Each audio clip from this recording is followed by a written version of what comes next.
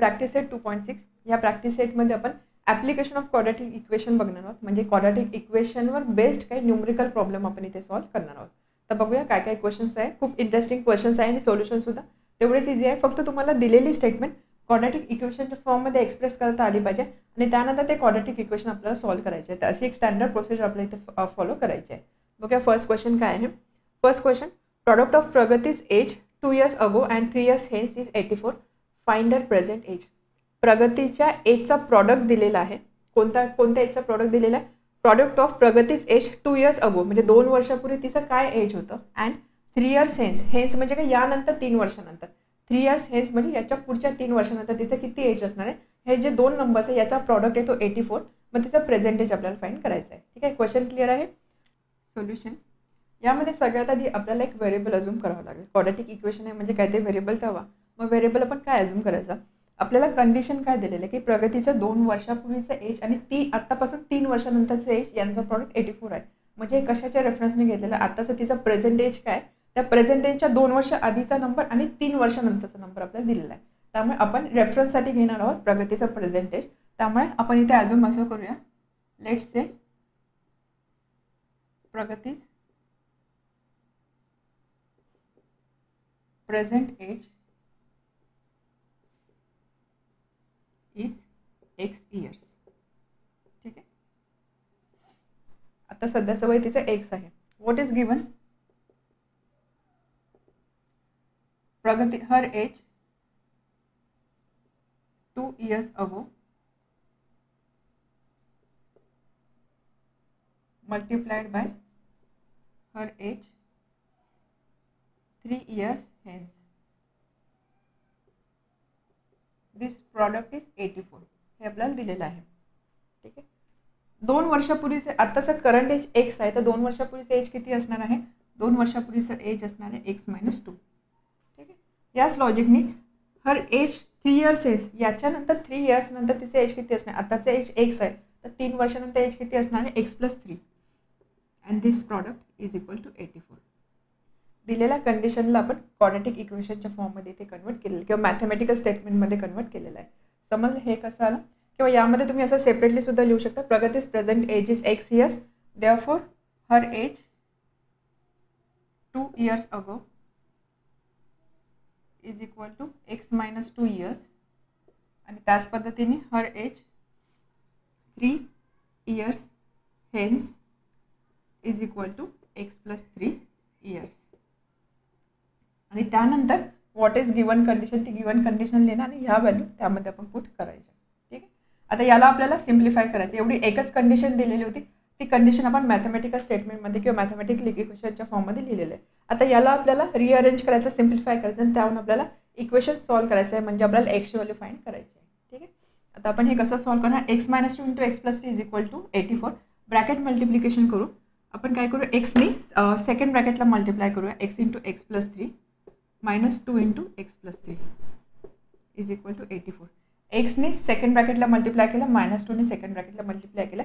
इथे तुम्ही सिक्वेन्स सुद्धा चेंज करू शकता. x + 3 या ब्रॅकेटने x - 2ला मल्टिप्लाय केलं तरी चालणार आहे. ठीक आहे, असं काही नाही की नाही प्रत्येक वेळेस तुम्हाला यानेच मल्टिप्लाय करायचं आहे. x × दिस ब्रॅकेट + 3 × दिस ब्रॅकेट जरी केलं तरी चालणार आहे. Therefore x × x + 3 x² + 3x -2x - 6 is equal to 84. Bracket solve केलं. Therefore x² 3x - 2x + x - 6 is equal to 84.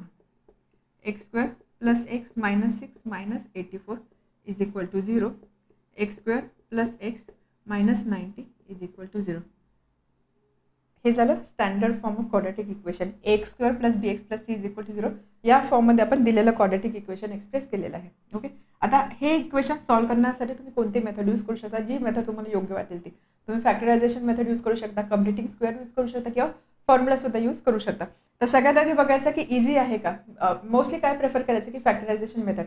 जर तुम्हाला बघूनच लगेच समजत असेल की याचे फॅक्टर मिळणं किंवा याचे फॅक्टर शोधणं इझी आहे, तर फॅक्टरायझेशन मेथड यूज करा. जर असं वाटत असेल की फॅक्टर मिळणं अवघड आहे किंवा नंबर्स मोठे, मग त्या केसमध्ये सिम्पली फॉर्म्युलाच यूज करा. आता x² + x - 90 is equal to 0. तर विचार करून बघा याचे फॅक्टर्स इझिली मिळू शकता का. 90 आपल्याला काय हवं यामध्ये, याचे आपल्याला फॅक्टर्स पाडायचे, फॅक्टरायझेशन मेथड यूज करायची. तर आपण काय करतो, आपल्याला असे 2 नंबर हवे आहेत की ज्याचा प्रॉडक्ट असणार आहे असे दोन नंबर की ज्याचा प्रॉडक्ट पाहिजे -90 आणि ज्याची सम पाहिजे 1. -90 × 1 -90 हा पाहिजे आपल्याला प्रॉडक्ट आणि सम म्हणजे middle number that is 1. X म्हणजे काय 1x. कोणते दोन नंबर असणार आहे तर इझी आहे 90 आहे त्यामुळे 10 आणि 9चा जर आपण विचार केला 10 9 90 असणार आहे. मायनस साईन आहे म्हणजे एक नंबर निगेटिव्ह पाहिजे. सम किती आहे प्लस होणे सम पॉझिटिव्ह आहे म्हणजे काय मोठा नंबर जो त्याचा साईन पॉझिटिव्ह पाहिजे लहान नंबरचा साईन निगेटिव्ह पाहिजे. सो 10 × -9 -90 10 यांचे सम केले ते येणार आहे 1 म्हणजे इथे फॅक्टर्स आपल्याला इझी मिळतात त्यामुळे आपण फॅक्टरायझेशन मेथडचा इथे यूज करणार आहोत. So therefore x² + x factorisation मेथडमध्ये आपण काय करतो ही जी मिडल टर्म आहे मिडल टर्मला आपण ह्या दोन नंबरच्या फॉर्ममध्ये एक्सप्रेस करणार आहोत. So 10x - 9x - 90 = 0. 10x - 9x ही व्हॅल्यू एक्सच असणार आहे. पहिली term as it is third term as it is. Middle term आपण फक्त स्प्लिट केलेली आहे. त्यानंतर नेक्स्ट स्टेप काय असते आपण ग्रुपिंग करतो. So x inside bracket x + 10 इथे -9 कॉमन येणार इनसाइड ब्रॅकेट x + 10 = 0. कॉमन कसं घेतलं समजलं. इथे x कॉमन दिसतोय बाकी दुसरी कोणती टर्म कॉमन नाही. सो इनसाइड ब्रॅकेट x + 10 इथे -9 आहे -90 म्हणजे आपण -9 कॉमन घेतला इनसाइड ब्रॅकेट x + 10. यामध्ये सुद्धा अगेन x + 10 कॉमन निघू शकतं. सो x + 10 फर्स्ट ब्रॅकेटमध्ये ह्या टर्मपासूनचा x आणि ह्या टर्मपासूनचा -9 = 0. therefore x + 10 × x - 9 = 0. दोन नंबरचं प्रॉडक्ट 0 आहे म्हणजे ॲटलिस्ट एक नंबर तरी 0 पाहिजे. त्या लॉजिकने आपण लिहिणार therefore x + 10 = 0 किंवा x - 9 = 0. x + 10 0 असेल तर आपण x ची व्हॅल्यू काय लिहू शकतो +10 ला आपण राईट साईडला शिफ्ट करू तो होणार -10 x = -10 और x = 9 -9 होणार +9. अशा दोन एक्सच्या व्हॅल्यू पॉसिबल आहे. बट आता आपण हे न्यूमेरिकल टाईपचे प्रॉब्लेम सॉल्व्ह करतो. आपल्याला चेक करायचं आहे एक्स म्हणजे आपण काय अझ्युम केलेला एक्स अझ्युम केलेला present age.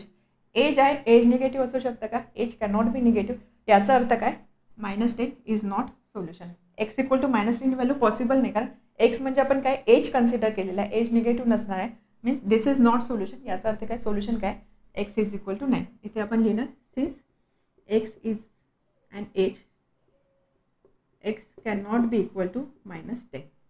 Okay and therefore x = 9. x म्हणजे काय आपण अझ्युम केलेलं present age. therefore Pragati's present age = 9 years. आत्ताचं तिचं प्रेझेंट एज किती आहे 9 इयर्स. या टाईपच्या क्वेश्चन्समध्ये ॲडव्हान्टेज काय असतो की आपलं जे आन्सर मिळेल ते आपण स्वतः लगेच व्हेरीफाय करू शकतो. व्हेरीफाय कसं करणार प्रेझेंट एज मिळालं 9 इयर ठीक आहे म्हणजे एक्सची व्हॅल्यू मिळाली 9.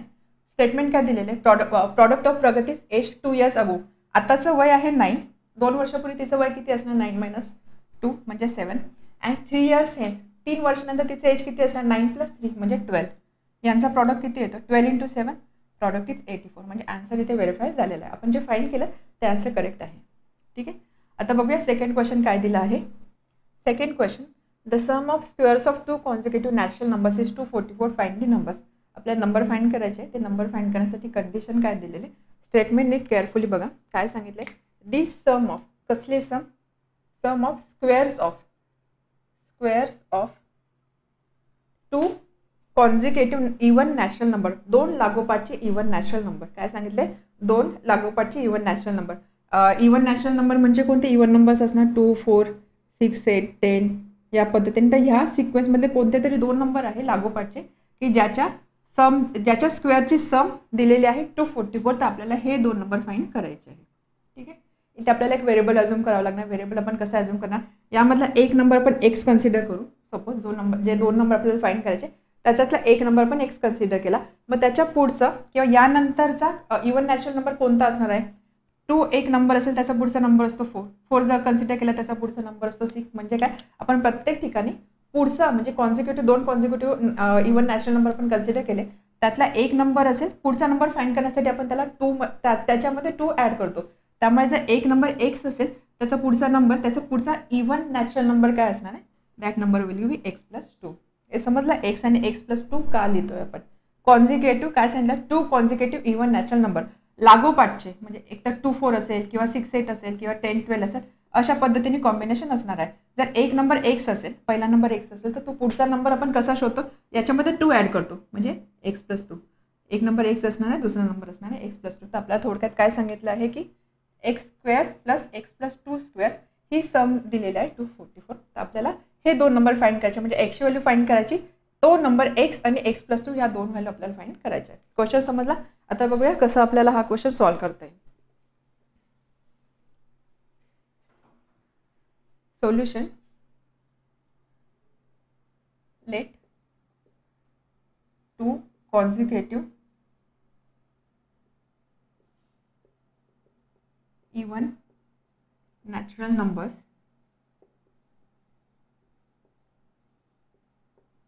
are consecutive म्हणजे काय, लागोपाठचे. एक आहे एक्स आणि त्यामुळे त्याच्या नेक्स्ट नंबर असणार आहे एक्स प्लस 2. हे दोन नंबर आहे. ठीक आहे, x and x plus 2 given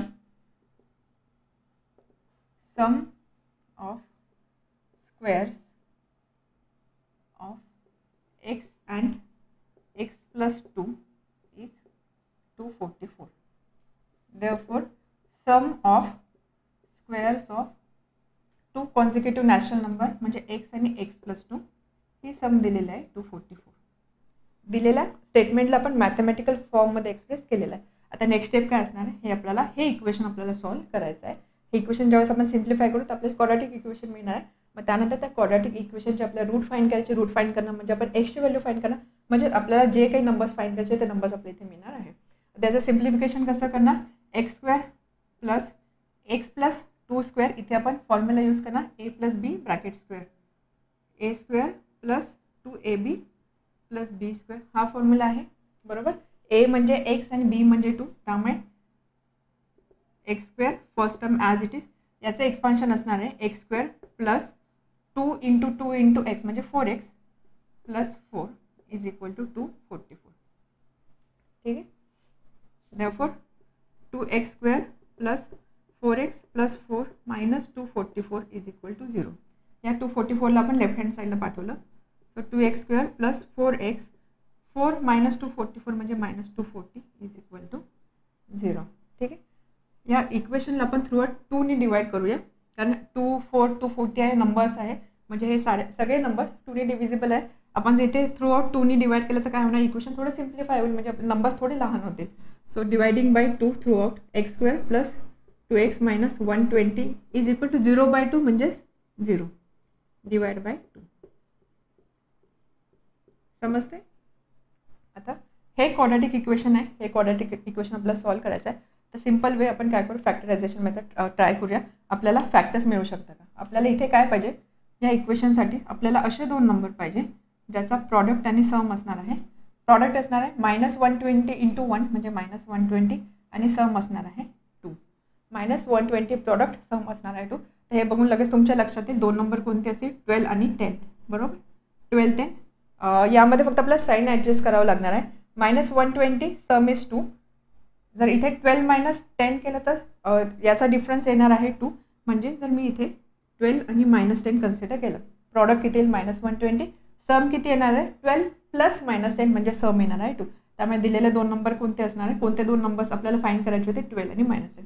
हे 12 आणि -10 आता आपल्याला 2xला आपल्याला याच्या फॉर्ममध्ये किंवा याच्या टर्म्समध्ये एक्सप्रेस करायचं आहे. ठीक आहे. हीच असते ना factorization method. So first term as it is, last term as it is, middle टर्मला आपण ह्या दोन नंबर्सच्या फॉर्ममध्ये एक्सप्रेस करतो. 12x minus 10x minus 120 is equal to 0. 12x minus 10x ही टर्म असणार आहे 2x, ही टर्म ॲज इट इज, ही term as it is. Next step आपण काय करतो, ग्रुप्स फॉर्म करतो. यामधून कॉमन काय येऊ शकतो, x प्लस 12. या दोन नंबर्समधून कॉमन काय येऊ शकतो, 10x मायनस 120. 10 ऑब्व्हियसली कॉमन येणार, inside bracket x plus 12 is equal to 0. ठीक आहे. त्यानंतर x प्लस 12 x प्लस 12 दोन्ही टर्म्समधून आपण कॉमन घेऊ शकतो. So x plus 12 inside bracket x minus 10 is equal to 0. ठीक आहे. Therefore x plus 12 into x minus 10 is equal to 0. हा प्रॉडक्ट आला 0. दोन नंबर्सचा प्रॉडक्ट 0 आहे, म्हणजे ॲटलिस्ट एक नंबर 0 पाहिजे. And therefore x plus 12 is equal to 0 और x minus 10 is equal to 0. ठीक आहे. Therefore x is equal to -12 ही एक व्हॅल्यू आपल्याला मिळते और x इज इक्वल टू 10. आता या व्हॅल्यू फाइंड केल्यानंतर आपल्याला चेक करायचं आपण एक्स काय अज्यूम केलेला. आपण अज्यूम केलेला एक्स म्हणजे काय, natural number, even natural number आहे. 10 सुद्धा इवन आहे, 12 सुद्धा इवन आहे. बट कंडिशन काय, even natural number. Natural number आहे, नॅचरल नंबर म्हणजे आपण 1 पासून स्टार्ट होऊन ह्या साईडचे नंबर घेतो, निगेटिव्ह नंबर कन्सिडर करत नाही. That means x can not बी 12. इथे आपण लिहिणार since x is natural number this implies x can not बी -12. याचा अर्थ काय, एक्सची व्हॅल्यू काय असणार आहे, 10. एक्सची व्हॅल्यू 10 आहे. 10 इवन नॅचरल नंबर आहे, त्याचा पुढचा नॅचरल नंबर कोणता असणार, एक्स प्लस 2. एक्स प्लस 2 म्हणजे काय, 10 plus 2 that is 12. And therefore 2 even natural numbers are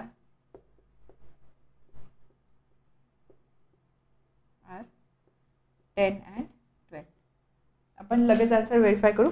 10 आणि 12 कंडिशन काय होती, sum of squares of 2 consecutive natural numbers is 244. Sum of squares of 2 consecutive natural number 10 square 100, 12 square 144. Sum किती आहे, 244. Verify झालं. Third question statement तुम्हाला इथे completely visible नसेल, त्यामुळे क्वेश्चन स्टेटमेंटसाठी तुमचे टेक्स्टबुक रेफर करा. What is question, in the orange garden of mister Madhusudan there are 150 orange tree. Mister मधुसूदनचं ऑरेंज गार्डन सांगितलं आहे आणि त्यामध्ये total number of orange trees किती दिलेलं आहे, 150. त्यानंतर एक कंडिशन दिलेली आहे, the number of trees in each row is 5 more than in each column. तर त्यांनी number of trees in each row, तर हे जे ट्रीज आहे ते रो आणि कॉलमच्या फॉर्ममध्ये प्लॅन केलेलं असं आपण कन्सिडर करूया. तर कंडिशन काय दिलेलं आहे की रोमध्ये असणारे जे ट्रीज आहेत ते कॉलममध्ये असणाऱ्या ट्रीजपेक्षा 5 जास्त आहे. ठीक आहे. Number of trees in each row is 5 more than in each column. Find the number of trees in each row. तर आपल्याला फाइंड करायचं प्रत्येक रोमध्ये किती ट्रीज असणार आहे अँड इच कॉलम, एका कॉलममध्ये किती ट्रीज असणार आहे with the help of following flowchart. एक फ्लोचार्ट दिलेला आहे. फ्लोचार्ट म्हणजे आपल्याला कशा स्टेप्स फॉलो करायचं आहे त्याचा एक सिक्वेन्स दिलेला आहे, त्याचे यूज करून आपल्याला हा क्वेश्चन सॉल्व्ह करायचा आहे. क्वेश्चन स्टेटमेंट समजले काय सांगितलं आहे की टोटल 150 ऑरेंज ट्रीज आहे. आता हे 150 ऑरेंज ट्री कसे अरेंज केलेले आहे की रो आणि कॉलमच्या फॉर्ममध्ये आहे. कंडिशन काय की number of trees in row is 5 more than number of trees in column. ठीक आहे. म्हणजे जर आपण असं कन्सिडर केलं की एका कॉलममध्ये एक्स ट्रीज आहे तर number of trees in row किती असणार आहे, ते असणार आहे एक्स प्लस 5. ओके. आता फ्लोचार्ट दिलेला आहे, स्टेप्स दिलेला आहे, तर आपल्याला त्या स्टेप्स फॉलो करायच्या आहे. First step, number of trees in each column is x. तर सगळ्यात आधी अझम्पशन काय केलं आहे की कॉलममध्ये असणारे ट्रीज अजून केलेले आहे x. So solution, number of trees in each column is x. कॉलमचेच काय अजून केले, कारण आपल्याला जे रिलेशन दिलेलं आहे त्यामध्ये सांगितलं रोमध्ये असणारे ट्रीज कॉलमपेक्षा 5 जास्त आहे, 5 मोर आहे. त्यामुळे आपल्या कॉलमचेच आपण एक्स अजून केलं तर रोजचे आपल्याला मिळणार एक्स प्लस 5. म्हणून रेफरन्ससाठी त्यांनी कॉलममध्ये असणारे नंबर ऑफ ट्रीज एक्स अजून केलेले आहे. त्यानंतर नेक्स्ट बघा, ॲरो आहे. ॲरो म्हणजे काय, याच्या नंतरची स्टेप पुढची असणार आहे. Number of trees in each row, number of trees in each row is equal to 5 more than that in each column. So that is equal to 5 plus x or x plus 5. ठीक है. Number of trees in rows x plus 5. Total number of trees given. Next step बघा, flow chart आपल्याला असं follow करायचं. Arrow first step ही नंतर हे नंतर हे. Total number of trees, total number of trees is equal to 150. Total trees किती दिलेले आहे, 150. टोटल नंबर ऑफ ट्रीज किती असणार आहे, कॉलममध्ये किती ट्रीज आहे इंटू रोजमध्ये किती ट्रीज आहे याचा प्रॉडक्ट. तर प्रॉडक्ट असणार आहे 150. सो कॉलममध्ये आहे एक्स आणि रोजमध्ये x plus 5. This product is 150. ते असणार आहे टोटल नंबर ऑफ ट्रीज. हे समजलं आपण प्रॉडक्ट का घेतला. आता बघा, यासाठी हे समजण्यासाठी एक एक्झाम्पल देते. सपोज असं सांगितलं की 10 रोज आहे. ठीक आहे. टोटल नंबर ऑफ रोज किती आहे, 10. आणि एका रोमध्ये आपण असं बोलू की 5 स्टुडंट्स बसले आहे. 10 रोज आहे, एका रोमध्ये 5 स्टुडंट्स आहे. मग आपण टोटल नंबर ऑफ स्टुडंट कसं कॅल्क्युलेट करतो, या 10 रोजमधले 5, या 10 रोजमधले 5, या फर्स्ट रोमधले 5, सेकंडमधले 5, थर्डमधले 5, असे 10 रोमधले 5. याचा अर्थ काय, आपण काय करतो 10 × 5 बरोबर, याचा प्रॉडक्ट घेतो आहे.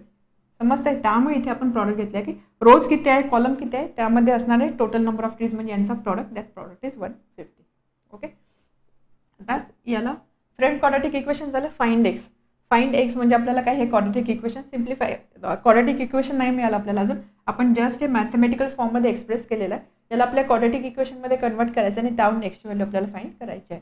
So x into x, x square plus 5x is equal to 150, x square plus 5x minus 150 is equal to 0. Quadratic, standard quadratic इक्वेशनमध्ये आपल्याला हे स्टेटमेंट मिळालेले आहे. आता याचे आपल्याला रूट्स फाइंड करायचे ह्या क्वाड्रॅटिक इक्वेशनचे. आपण प्रेफर करू फॅक्टरायझेशन मेथड.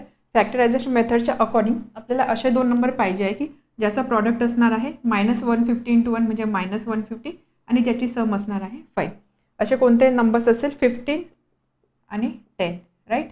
15 इंटू 10 150 आणि जर मी साईन असं केला 15 आणि -10 यांची सम येणार 5 आणि प्रॉडक्ट येणार -150, म्हणजे दोन नंबर कोणते 15 आणि -10. So x square plus 15x minus 10x minus 150 is equal to 0. ही टर्म आपण ॲज इट इज ठेवतो. मिडल टर्मला आपण फक्त या दोन नंबर्सच्या फॉर्ममध्ये एक्सप्रेस करतो. 15x मायनस 10x म्हणजे काय 5x. नेक्स्ट स्टेप काय असते, आपण ग्रुपिंग करतो आणि यामधून कॉमन काय मिळू शकतं ते बघतो. सो एक्स, पहिल्या दोन टर्ममधून कॉमन काय निघू शकतो x. So x plus 5 inside bracket. Next two टर्म्समधून आपण कॉमन घेऊ शकतो -10 inside bracket x plus 5 is equal to 0. समजलं कॉमन कसं घेतलं आहे आपण. त्यानंतर इथे सुद्धा एक्स प्लस 5 आहे, एक्स प्लस 5 आहे, तर ही टर्म आपण बाहेर घेऊ शकतो. इनसाइड ब्रॅकेट राहणार x minus 10 is equal to 0. दोन नंबरचा प्रॉडक्ट 0 आहे म्हणजे ॲटलिस्ट एक नंबर 0 पाहिजे. Therefore x plus 15 is equal to 0 और x minus 10 is equal to 0. ठीक आहे. याचा अर्थ काय, x plus 15 is equal to 0 म्हणजे एक्स इज इक्वल टू -15 और x minus 10 is equal to 0 म्हणजे काय एक्स इज इक्वल टू 10. एक्सच्या दोन व्हॅल्यू आपल्याला मिळाल्या आहे. बट बघायचं की एक्स म्हणजे न्यूमरिकल प्रॉब्लेममध्ये नेहमी बघायचं आपण एक्स म्हणजे काय अज्युम केलेलं आहे. X is number of trees in each column. Number of trees negative असू शकता का, नाही. नंबर ऑफ ट्रीज नेहमी पॉझिटिव्ह असणार आहे. त्यामुळे x equal to -15 not possible. हे आन्सर पॉसिबल नाही किंवा ही एक्सची व्हॅल्यू पॉसिबल नाही, म्हणजे एक्सची व्हॅल्यू किती असणार आहे 10.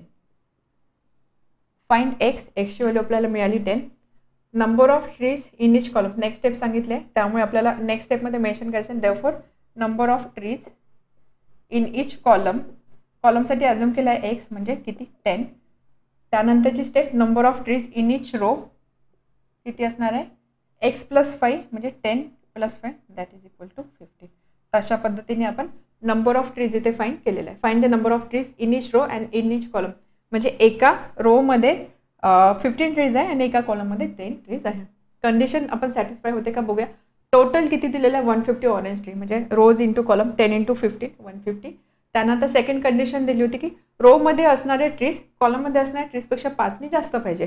रोमध्ये असणारे ट्री कॉलममध्ये असणाऱ्या ट्रीजपेक्षा 5 जास्त आहे. इथे 10 आहे, इथे 15 म्हणजे दोन्ही कंडिशन सॅटिस्फाय झालेल्या आहे. Question number 4. Vivek is older than Kishore by 5 years. Vivek किशोरपेक्षा 5 yearsने ओल्डर आहे, मोठा आहे. The sum of the reciprocals of their ages is 1/6. Sum of reciprocal of their ages, त्यांच्या एजेसचा जर आपण रेसिप्रोकल घेतला आणि त्याची सम केली ती सम येते 1/6. Find their present ages. तर आपल्याला ह्या दोन व्यक्तीचे प्रेझेंट एजेस काय ते फाइंड करायचे आहे. ठीक आहे. दोन कंडिशन दिलेल्या आहे. पहिली कंडिशन काय सांगितलं आहे, विवेक किशोरपेक्षा 5 yearsने ओल्डर आहे, मोठा आहे. आणि त्यानंतर त्या दोघांच्या एज जे असेल एजचे आपण रेसिप्रोकल जर घेतले आणि त्याची सम केली तर ती सम येते 1/6. ह्या दोन कंडिशन यूज करून आपल्याला त्यांचे प्रेझेंटेज फाइंड करायचे आहे. तर सगळ्यात आधी आपल्याला एक व्हेरिएबल अज्युम करावं लागेल, एक्स लेटर अज्युम करावं लागेल. ते आपण कशासाठी अज्युम करणार, आपल्याला रेफरन्स काय दिलेला आहे, आपल्याला सांगितलं आहे की विवेक किशोरपेक्षा मोठा आहे. किशोरपेक्षा मोठा आहे म्हणजे आपल्याला इथे एज अज्युम करायचं आहे किशोरचं. Okay. So consider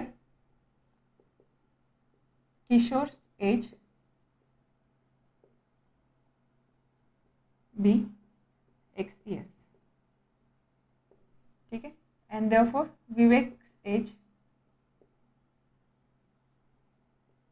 is older than Kishore by 5 years म्हणजे 5 plus Kishore's age. So that is equal to 5 plus x किंवा याला आपण असं लिहू शकतो एक्स प्लस 5. दोघांचे एज मेन्शन केले. Next statement given sum of reciprocals of their ages. Reciprocal म्हणजे काय, एक्स असेल तर एक्सचा रेसिप्रोकल असतो 1/x. 10 असेल 10चा रेसिप्रोकल असतो 1/10. बरोबर. आपण काय करतो, एक्स म्हणजे काय x/1 आपण न्यूमरेटर डिनॉमिनेटर एक्सचेंज करतो. तर sum of reciprocals of their ages, sum of reciprocals of their ages is 1/6. Okay, आपण किशोरचा एज अजून केलेला आहे एक्स. एक्सचा रेसिप्रोकल काय असणार आहे 1/x. आणि विवेकचा एज आहे x+5. x+5चा रेसिप्रोकल काय असणार आहे 1/x+5. x+5 म्हणजे x+5/1. रेसिप्रोकल घेतो, न्यूमरेटर डिनॉमिनेटर एक्सचेंज करायचं, त्यामुळे 1/x+5. तर ही एक मॅथमॅटिक कंडिशन आपल्याला मिळाली आहे. आता ह्या मॅथमॅटिकल कंडिशनला आपल्याला सिम्प्लिफाय करायचं, त्याच्यावरून आपल्याला क्वाड्रॅटिक इक्वेशन मिळेल. ते क्वाड्रॅटिक इक्वेशन आपण सॉल्व्ह करू, त्यावरून आपल्याला एक्सची व्हॅल्यू मिळणार आहे. ठीक आहे, ही कंडिशन समजली. इथे हवं तर आपण असं मेन्शन करू शकतो, since sum of reciprocals of ages is 1/6 and therefore 1/x plus 1/x+5 is equal to 1/6. आपण याला सिम्प्लिफाय करूया. Left hand side x+5 into 1 x+5 x into 1 x upon x into x+5 is equal to 1/6. Therefore 2x plus 5 upon x into x+5 is equal to 1/6. याला simplify कसं करू आपण again 2x plus 5 into 6 म्हणजे 6 into 2x plus 5 12x plus 30 is equal to 1 into this term x into x+5. Simplification समजते आपण कसं करतोय. Therefore 12x plus 30 is equal to x into x x² plus 5x and hence आपण काय करूया आता ह्या दोन्ही टर्म या साईडला शिफ्ट करू, राईट साईडला शिफ्ट करू. So 0 is equal to x² plus 5x minus 12x minus 30. ठीक आहे, या दोन्ही टर्म आपण या साईडला शिफ्ट केल्या. So next therefore 0 is equal to x² 5x minus 12x म्हणजे मायनस 7x मायनस 30. ओके, त्यानंतर याला आपण फक्त रिअरेंज करूया. x² minus 7x minus 30 is equal to 0. Left hand side right hand side आपण एक्सचेंज केलं. आता जर बघितलं this is quadratic equation, power आहे 2, दिस इज क्वाड्रॅटिक इक्वेशन. आता आपल्या ह्या क्वाड्रॅटिक इक्वेशनचे रूट्स फाइंड करायचे आहे किंवा क्वाड्रॅटिक इक्वेशन सॉल्व्ह करायचं आहे. सो सिम्पलेस्ट वे काय असणार आहे फॅक्टरायझेशन मेथड. फॅक्टरायझेशन मेथड आपण यूज करतोय बाय फॅक्टरायझेशन मेथड. त्यामुळे आपल्याला काय करायचं आहे, आपल्याला दोन नंबर असे फाइंड करायचे की ज्याचा प्रॉडक्ट असणार आहे -30. 1 into -30 -30 प्रॉडक्ट पाहिजे आणि सम किती पाहिजे, सम शुड बी -7. असे कोणते दोन नंबर आहे 3 आणि 10. साइन कशी असतील -10 3. प्रॉडक्ट येतो -30, सम येते -7 म्हणजे दोन नंबरसुद्धा तुम्हाला मिळाले. मग आपण ते नंबर्स कसे लिहितो, first term as it is, last term as it is, right hand side as it is, middle नंबरला आपण ह्या दोन नंबरच्या फॉर्ममध्ये एक्सप्रेस करतो. म्हणजे -10x प्लस 3x म्हणजे ही सम येणार -7x. Okay, -10x plus 3x -7x equation as it is राहिलेलं आहे. नेक्स्ट स्टेप आपण काय करतो, ग्रुपिंग करतो. इथून काय कॉमन निघणार x, x -10. इथे काय कॉमन निघणार 3, x -10 इज इक्वल टू 0. यामध्ये x -10 x -10 आहे, x -10 आपण कॉमन घेणार. इनसाइड ब्रॅकेट इथून येणार x आणि इथून येणार 3 इज इक्वल टू 0. दोन नंबरचं प्रॉडक्ट 0 आहे म्हणजे एक नंबर 0 असणार आहे at least. Therefore x -10 is equal to 0 or x plus 3 is equal to 0. Hence x is equal to 10 or x is equal to -3. x ची व्हॅल्यू मिळाली. न्यूमरिकल प्रॉब्लेम आहे त्यामुळे दोन्ही व्हॅल्यू आपल्याला एकदा व्हेरीफाय करावं लागतील. एक नंबर निगेटिव्ह एक नंबर पॉझिटिव्ह आहे. आपण x काय ॲझ्युम केला, आपण ॲझ्युम केला x आहे एज. एज आहे, age can not be negative म्हणजे -3 is not possible since age can not be negative. याचा अर्थ काय, x equal to -3 is not solution म्हणजे सोल्युशन काय, x is equal to 10. Therefore x is equal to 10. x ची value मिळाली. आपल्याला find करायचं होतं, find the present ages. Therefore present ages किशोरचं एज आहे x इयर्स म्हणजे 10 इयर्स. आणि त्यानंतर सेकंड विवेकचं एज आहे x plus 5 that is equal to 10 plus 5 that is equal to 50 years. तर हे झाले दोघांचे प्रेझेंट एजेस. लगेच आपण व्हेरीफाय पण करूया. कंडिशन होती Vivek is older than Kishore by 5 years. पहिली कंडिशन सॅटिस्फाय झाली. Sum of reciprocal of their ages is 1/6. Sum of reciprocal of their ages, ही सम किती असणार आहे, इथे आपण LCM घेऊ 30. ठीक आहे, 10 आणि 15 आहे, तर LCM घेणार आपण 30. 10 × 3 म्हणजे 1 × 3 प्लस 15 × 2 म्हणजे 30, त्यामुळे न्यूमरेटरला सुद्धा 2ने मल्टिप्लाय करावं लागेल. सो 5/30, 5/30 म्हणजे 1/6. 1/6 म्हणजे कंडिशनसुद्धा सॅटिस्फाय झालेलं आहे. याचा अर्थ काय, आपण फाइंड केलेला आन्सर करेक्ट आहे. Next question number 5.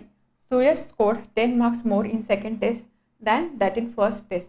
तर सुयशने 2 टेस्ट दिल्या होत्या, फर्स्ट टेस्ट सेकंड टेस्ट आपल्याला कन्सिडर करायच्या आहे. तर त्यामध्ये सेकंड टेस्टमध्ये त्यांनी 10 मार्क्स जास्त स्कोर केले दॅन फर्स्ट टेस्ट. ओके, पहिल्या टेस्टमध्ये जेवढे मार्क्स मिळाले त्यापेक्षा 10 मार्क्स जास्त मिळाले त्याला सेकंड केसमध्ये, असं याचा अर्थ आहे. 5 times the score of second test is same as square of score in the first test. त्यानंतर या स्कोरचं एक रिलेशन दिलेलं आहे, ते रिलेशन काय आहे ते आपण ज्यावेळेस मॅथमॅटिकल स्टेटमेंटमध्ये ते एक्सप्रेस करू तेव्हा नीट समजून घेणार आहोत. Find a score in the first test. आपल्याला फाइंड करायचं आहे त्याच्या फर्स्ट टेस्टमध्ये किती स्कोर होता ते आपल्याला फाइंड करायचं आहे. ठीक आहे, 2 टेस्टचे मार्क्स दिलेले आहे, त्याच्यामधलं रिलेशन दिलं आहे, त्यावरून त्या टेस्टमध्ये त्याला किती मार्क मिळाले, किती मार्क्स मिळाले ते आपल्याला फाइंड करायचं आहे. तर सगळ्यात आधी आपल्याला एक्स किंवा व्हेरिएबल आपण कशाला अज्युम करणार, तर आधी स्टेटमेंट रीड करायची. आपल्याला कशाच्या रेफरन्सने व्हॅल्यू दिलेली आहे. First statement, Suyash scored 10 marks more in second test than that in first test. First टेस्टपेक्षा त्यांनी सेकंड टेस्टमध्ये 10 मार्क्स मोर मिळवलेले आहे. याचा अर्थ काय, आपल्याला अज्युम काय करायचं, आपल्याला फर्स्ट टेस्टमध्ये किती मार्क्स मिळाले ते अज्युम करावं लागणार आहे. ठीक आहे, so consider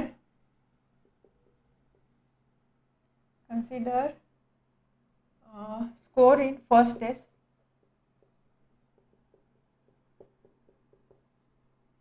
is x marks किंवा एक्स. असं काही नाही की तुम्ही सेकंड टेस्टमध्ये जर ॲज्युम केलं तर तुमचं आन्सर चुकणार, असं काही नाही. बट सिम्पल काय असणार, आपल्याला कंडिशन काय दिली आणि त्यामध्ये इझी आपल्याला काय जाणार ते आपण आयडेंटिफाय करतो आधी, आणि त्यानंतर त्याला आपण एका लेटरने दाखवतो. जर तुम्ही सेकंड टेस्टमध्ये मिळाले मार्क जरी एक्स कन्सिडर केले, त्याच्या अकॉर्डिंग फर्स्ट टेस्टमध्ये मिळालेले मार्क चेंज होणार आहे, बट फायनली आन्सर तुमचं सारखंच येणार आहे. So consider score in the first test is x marks and therefore score in second test is equal to 10 more than first. 10 more than first म्हणजे second टेस्टमध्ये किती marks मिळाले, x + 10. ठीक आहे, पहिली लाईन कळली. त्यानंतर second condition what is given. आता ही लाईन स्टेटमेंट नीट वाचा. 5 times score of second test, 5 times score of second test, score of second test is म्हणजे is equal to is same as, ही व्हॅल्यू सेम आहे कशासोबत, square of score in the first test, square of score in the first test, score of first test. ठीक आहे, समजलं आपल्याला काय statement दिलं ते आपण मॅथमॅटिकल फॉर्ममध्ये काय कसं लिहिलं आहे ते, आणि त्यामुळे याला आपण असं लिहू शकतो. Find to score of second test, score of second test म्हणजे काय, x + 10 is equal to is same as square of score of first test. First test आहे एक्स, त्याचा स्क्वेअर म्हणजे x². ठीक आहे, समजलं. This is mathematical statement. आता याला आपण सिम्प्लिफाय करू. So 5x + 50 is equal to x². Therefore x² - 5x - 50 is equal to 0. ह्या 2 टर्म आपण राईट हँड साईडला पाठवू, त्यामुळे ह्या साईडला 0 असणार आहे. हे असं असेल. This implies 0 is equal to x² - 5x - 50. ठीक आहे, तर हेच फक्त आपण left hand side right hand side interchange केलं. So x² - 5x - 50 is equal to 0. Quadratic equation मिळालं आहे. याचे आपल्या रूट्स फाइंड करायचे, म्हणजे एक्सची व्हॅल्यू फाइंड करायची. सिम्पलेस्ट प्रोसिजर आपण यूज करणार फॅक्टरायझेशन मेथड. फॅक्टरायझेशन मेथडच्या अकॉर्डिंग इथे आपण मेन्शन करूया bye factorisation method.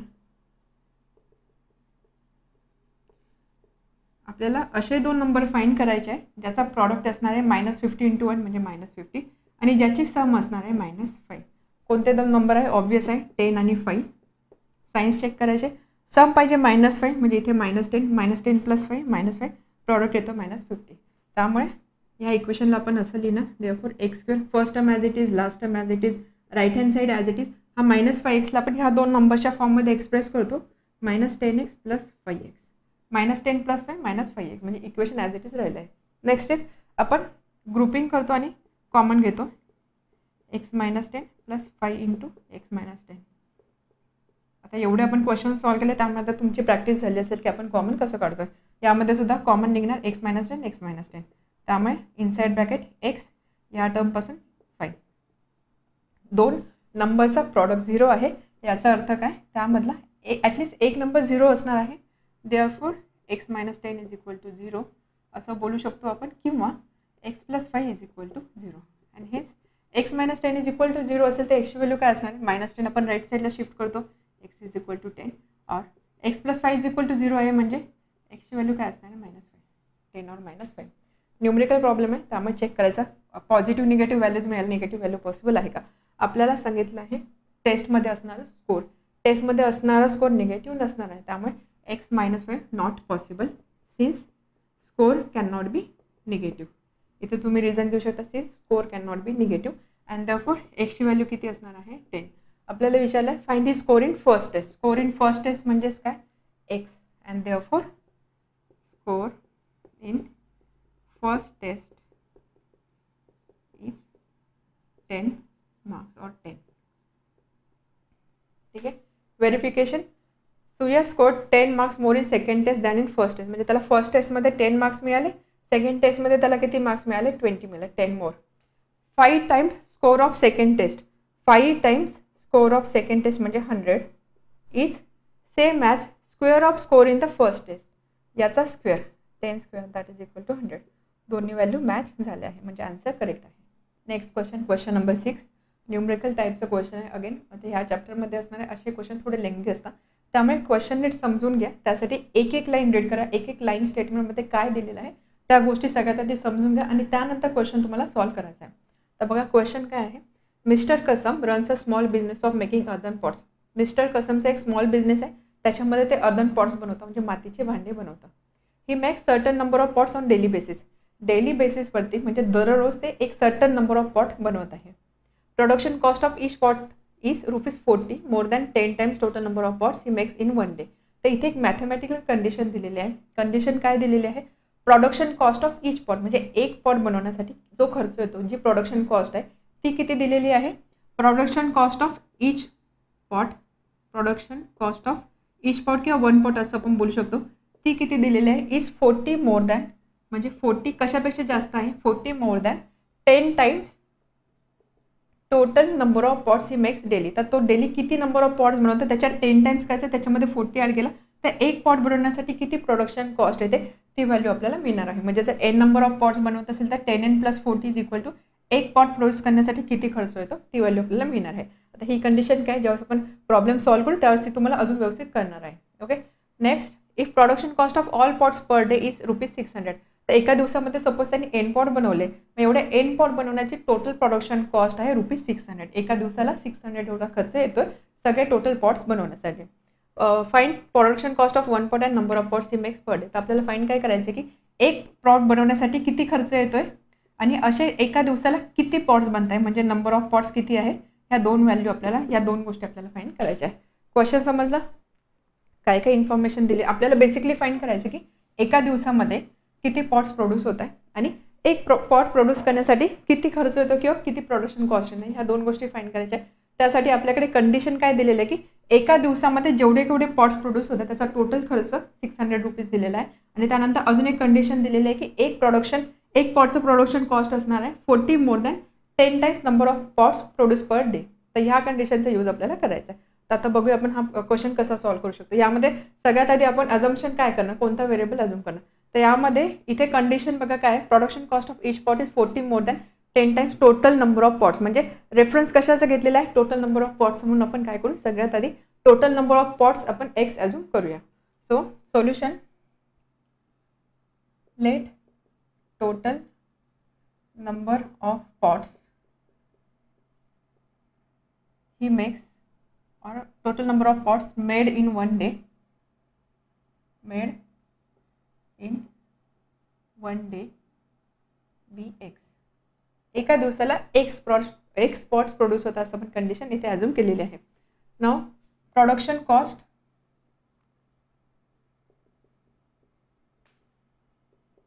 Of 1 pot, एका पॉटची प्रोडक्शन कॉस्टची कंडिशन काय दिलेली, production cost of each pot is equal to 40 more than 10 times, 40 more than 10 times total number of pots in 1 day. एका दिवसामध्ये किती पॉट प्रोड्यूस करतोय त्याच्या 10 टाइम्स, म्हणजे total number of pots made in 1 day आहे x.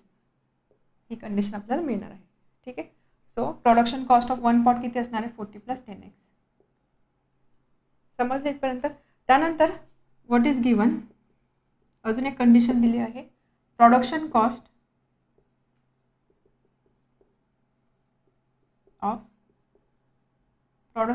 Of all pots per day is equal to ₹600.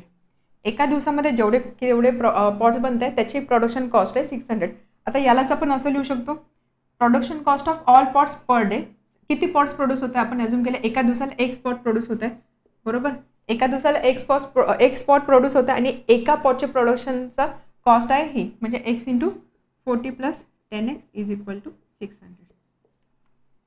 ठीक आहे. समजलं. हे आपण कसं केलं आहे, एक चॉकलेट आहे त्याची प्राईस आहे ₹2. मग जर 20 चॉकलेट असेल त्याची प्राईस आपण काय करतो 2 × 20, राईट. तसं number of pots per day x आहे आणि एक पॉट बनवण्यासाठी एवढा खर्च येतो. तर यांचा जो आपण प्रॉडक्ट घेतला तर आपल्याला टोटल खर्च किती आहे किंवा टोटल प्रोडक्शन किती आहे ते मिळणार आहे. याला आपण सिम्प्लिफाय करूया. So 40x + 10x² is equal to 600 and therefore 10x² + 40x - 600 is equal to 0. Quadratic इक्वेशनच्या स्टँडर्ड फॉर्ममध्ये आपण टर्म्स अरेंज केलेला आहे.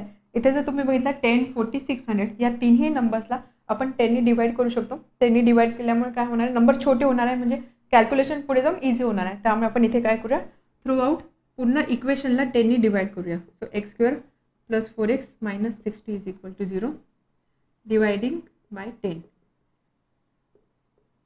राईट हँड साईडला 0/10 म्हणजे 0 असणार आहे. ठीक आहे. आता हे क्वाड्रॅटिक इक्वेशन हे आपल्याला सॉल्व्ह करायचं आहे. अगेन आपण यूज करणार फॅक्टरायझेशन मेथड, कारण ती सिम्पलेस्ट मेथड असते generally. So by factorisation method आपल्याला असे दोन नंबर फाइंड करायचे आहे की ज्याचा प्रॉडक्ट असणार आहे -60 -60 × 1 म्हणजे -60 प्रॉडक्ट असेल आणि सम असेल 4. असे दोन नंबर फाइंड करायचे. मग नंबर्स कोणते असतील, नंबर्स असतील 10 and 6. 10 × 6 60. जर इथे मी 10 आणि -6 घेतला तर प्रॉडक्ट येईल -60 आणि यांची सम केली ती सम येणार आहे 4. म्हणजे दोन नंबर कोणते 10 and -6. त्यामुळे आपण हे इक्वेशन असं लिहिणार, first term as it is, last term as it is, right hand side as it is. 4x ला आपण ह्या दोन नंबर्सच्या फॉर्ममध्ये एक्सप्रेस करतो, म्हणजे 10x - 6x. ठीक आहे. नेक्स्ट आहे ग्रुपिंग करतो आपण, त्यानंतर त्यामधून कॉमन घेतो. ओके. आता या इक्वेशनमध्ये सुद्धा आपण x + 10 हे ब्रॅकेट कॉमन घेऊ शकतो, राईट. अँड देअरफॉर x + 10 जर आपण बाहेर घेतली तर आतमध्ये असेल x आणि ह्या टर्ममधून -6. दोन नंबर्सचा प्रॉडक्ट 0 आहे, म्हणजे ॲटलिस्ट एक नंबर 0 पाहिजे. त्यामुळे आपण लिहू शकतो x + 10 इज इक्वल टू 0 और x - 6 is equal to 0. and therefore x is equal to x plus 10 is 0, x is equal to -10 or x is equal to 6. x च्या दोन व्हॅल्यू मिळाला, but what is x? x आपण assume केलं total number of pots made in 1 day. Pot number of pots and number of pots cannot be negative, म्हणजे x equal to -10 not possible, and that means x is equal to 6. इथे तुम्ही लिहू शकता number of pots cannot be negative, therefore x is equal to -10 not possible, or x cannot be equal to -10 and therefore x is equal to 6. तर x ची value आपल्याला मिळाली आहे. तर x म्हणजे काय, एका दिवसामध्ये किती पॉट्स बनले आपल्याला तेच फाइंड करायचं होतं. Find production cost of 1 pot and number of pots he makes per day he makes 6 pots. Production cost किती असणार आहे, प्रोडक्शन कॉस्ट ऑफ 1 pot इथे आपण लिहिलेली आहे. तर आपल्याला फक्त याच्यामध्ये व्हॅल्यू पुट करायची आहे. So first number of pots he makes per day is equal to 6 and production cost of 1 pot. Production cost of 1 pot is 40 plus 10x, म्हणजे 40 plus 10 into 6 60, that is equal to 100 or rupees 100. ठीक आहे. आता याचं verification करूया. व्हेरिफिकेशनसाठी first condition काय दिली होती, production cost, आपल्या प्रोडक्शन कॉस्ट मिळाली आहे 100. So production cost of each pot is 40 more than 10 times number of pots. Number of pots मिळाले 6. 40 + 60 100. फर्स्ट कंडिशन सॅटिस्फाय झाली. Another condition, production cost of all pots per day 600. एका दिवसामध्ये जेवढे pots बनत आहे त्याची प्रोडक्शन कॉस्ट किती असणार आहे. एका दिवसामध्ये 6 पॉट बनत आहे. एका पॉटसाठी किती प्रोडक्शन कॉस्ट आहे 100. सो 6 × 100 म्हणजे 600 रुपीज और ₹600. हे सुद्धा इथे व्हेरीफाय झालेलं आहे. Next question number 7. Pratik takes 8 hours to travel 36 km downstream and returns to the same spot. The speed of boat in still water is 12 km/h. Find speed of water current. Question statement समजण्याआधी आपल्याला 1-2 terms माहिती पाहिजे. त्यात सगळ्या terms आपण समजून घेऊ आणि त्यानंतर क्वेश्चन स्टेटमेंटचा काय अर्थ आहे किंवा काय विचारलं ते आपण बघूया. आता क्वेश्चन जर तुम्ही बघितलं तर तुम्हाला समजेल इथे वॉटर बोट असा काही सिनारिओ दिलेला आहे. म्हणजे पाण्यामध्ये बोट आहे आणि त्याचे काही स्पीड्स दिलेले आहे. त्यावरून आपल्याला पाण्याचा स्पीड फाइंड करायचा आहे. तर त्यासाठी आपल्याला आधी 2-3 टर्म्स माहिती पाहिजे. एक फर्स्ट टर्म तर आपल्याला माहिती आहे, आपण सायन्समध्ये बघितलं. स्पीड म्हणजे काय असतं. Speed is equal to distance upon time. हे आपल्या सगळ्यांना माहिती आहे. Speed is equal to distance upon time. कारण आपण स्पीड कशामध्ये मेजर करतो, km/h मध्ये. हे स्पीडचं युनिट असतं. किलोमीटर म्हणजे काय, डिस्टन्स. आवर म्हणजे काय, time. So speed is equal to distance upon time. याला जर आपण रिअरेंज केलं तर आपण असं लिहू शकतो, time is equal to distance upon speed. ठीक आहे. Time is equal to distance upon speed. याचा आपल्याला यूज होणार आहे. अनदर थिंग, आता इथे आपल्याला 2 गोष्टी बघायच्या आहे. एक आहे डाऊनस्ट्रीम आणि एक आहे अपस्ट्रीम. डाऊनस्ट्रीम आणि अपस्ट्रीम म्हणजे काय, ज्यावेळेस रिव्हरमध्ये एखादी बोट असते किंवा पाण्यामध्ये एखादी बोट असते. ठीक आहे. पाण्यामध्ये बोट असते, बोटचा स्वतःचा काहीतरी स्पीड असणार आहे. बट हा स्पीड पाण्याच्या स्पीडने सुद्धा अफेक्ट होतो किंवा इन्फ्लुएन्स होतो. ठीक आहे, मान्य आहे. बोटचा स्वतःचा स्पीड असणार आहे, बट पाण्याच्या फ्लोचा काय स्पीड आहे तो स्पीड सुद्धा या बोटच्या स्पीडवर अफेक्ट करणार आहे. त्याच्यावरून 2 स्पीड आपण कन्सिडर करतो. एक असतो डाऊनस्ट्रीम स्पीड आणि एक असतो अपस्ट्रीम स्पीड. आता डाऊनस्ट्रीम आणि अपस्ट्रीम म्हणजे काय सगळ्यात आधी ते समजून घ्या. सपोज पाणी ह्या दिशेला फ्लो होते किंवा वॉटर फ्लो ह्या डायरेक्शनला आहे आणि एक बोट आहे, ती बोटसुद्धा पाण्याच्याच दिशेने जाते. ठीक आहे. वॉटरची डायरेक्शन ही आहे आणि बोटची सुद्धा डायरेक्शन हीच आहे. सेम डायरेक्शनमध्ये दोन्ही जाते. म्हणजे पाण्याचा जो प्रवाह आहे त्याच दिशेने बोट जाते. आता ह्या केसमध्ये काय होणार आहे, पाणी जे आहे पाणी ह्या बोटला हेल्प करेल. बरोबर. बोटचा स्पीड ह्या केसमध्ये वाढणार नाही, कारण पाणी काय करतं, वॉटर फ्लो काय करतो, वॉटर फ्लो बोटला मुवमेंटसाठी हेल्प करतं. त्यामुळे इथे काय होणार आहे, बोटचा स्पीड इन्क्रीज होणार आहे. इथे काय होणार, बोटचा स्पीड इन्क्रीज होणार आहे. आणि हा जो स्पीड असेल याला आपण बोलणार डाऊनस्ट्रीम स्पीड. डाऊनस्ट्रीम पाण्याच्या खाली चालले म्हणजे पाणी आणि बोट एकाच डायरेक्शनमध्ये चालले. अपस्ट्रीम याच्या ऑपोजिट. म्हणजे सपोज वॉटर फ्लो असा असेल, पाणी ह्या दिशेला चाललंय तर बोट ऑपोजिट डायरेक्शननी येते. आता तुम्हीच विचार करा, पाण्याचा फ्लो असा आहे, बोट समोरून येते, यामध्ये काय होणार आहे, पाणी जे आहे पाणी या बोटच्या मुवमेंटला रेजिस्ट करेल किंवा ऑपोज करेल. ऑपोज करेल म्हणजेच काय, इथे स्पीड बोटचा स्पीड काय होणार, बोटचा स्पीड कमी होणार आहे. तर हा जो कमी झालेला स्पीड असतो याला आपण बोलतो अपस्ट्रीम स्पीड. समजा डाऊनस्ट्रीम आणि अपस्ट्रीम म्हणजे काय. सो डाऊनस्ट्रीम म्हणजे काय, पाणी आणि बोट एकाच दिशेला चालले. अपस्ट्रीम म्हणजे काय, पाणी आणि बोट त्याच्या ऑपोजिट दिशेने येते. So this is upstream. या 2 गोष्टी समजल्या. अजून एक गोष्ट, सपोज आपण बोटचा स्पीड कन्सिडर करतोय आणि वॉटरचा स्पीड कन्सिडर करतोय. तर सपोज बोटचा स्पीड x आहे, वॉटरचा स्पीड y आहे. ठीक आहे. बोटचा स्पीड म्हणजे हा स्टील वॉटर मतलब म्हणते मी, स्टील वॉटर, की ज्यावेळेस बोटच्या स्पीडवरती पाण्याचा काही इफेक्ट झालेला नाही. स्टील वॉटर म्हणजे काय, शांत पाणी आहे. त्यावेळेस जर बोटचा स्पीड x असेल आणि वॉटरचा स्पीड y असेल तर ह्या केसमध्ये आपण बोटचा स्पीड वॉटरच्या स्पीडपेक्षा जास्त कन्सिडर करतो, म्हणजे x is greater than y. ठीक आहे, समजले ह्या गोष्टी. ओके, आता आपण क्वेश्चन स्टेटमेंट बघूया काय सांगितलं आहे. Prateek takes 8 hours to travel 36 km downstream and returns to the same spot. Prateek travel करतोय 36 km डाऊनस्ट्रीम. ठीक आहे, म्हणजे पाणी आणि बोट एकाच दिशेने चालले किंवा पाणी आणि प्रतीक एकाच दिशेने चालले. हे डिस्टन्स आहे 36 km. आणि त्यानंतर रिटर्न्स टू सेम स्पॉट, तो इथून इथे येतो, परत तो इथून परत सेम स्पॉटला रिटर्न येतोय. म्हणजेच काय, तो अगेन अपस्ट्रीम मूव्ह होतोय. सेम स्पॉटला येतो म्हणजे हे डिस्टन्स 36 km असेल तर हे डिस्टन्स सुद्धा किती असणार आहे, 36 km. 36 km downstream, 36 km upstream. आणि एवढं कंप्लीट करण्यासाठी टोटल टाईम लागतो त्याला 8 hours. किती टाईम लागतो, 8 hours. The speed of boat in still water is 12 km/h. आणि बोटचा स्पीड स्टील वॉटर म्हणता की ज्यावेळेस पाण्याचा त्यावर काही इन्फ्लुएन्स झालेला नाही त्या वॉटरमध्ये असणारा स्पीड दिलेला आहे 12 km/h. Find the speed of water current. आपल्याला फाइंड करायचं वॉटर करंटचं स्पीड काय असणार आहे. क्वेश्चन क्लिअर झाला. आता बघूया आपण याचं सोल्युशन कसं करणार आहोत. सगळ्यात आधी आपण काय अज्यूम करणार किंवा काय व्हेरिएबल अज्यूम करणार, इथे आपल्याला फाइंड करायचं आहे स्पीड ऑफ वॉटर करंट. त्यामुळे आपण अज्यूम करणार speed of water current be, speed of water current be x, speed आहे त्यामुळे युनिट देणार आपण x kilometre per our.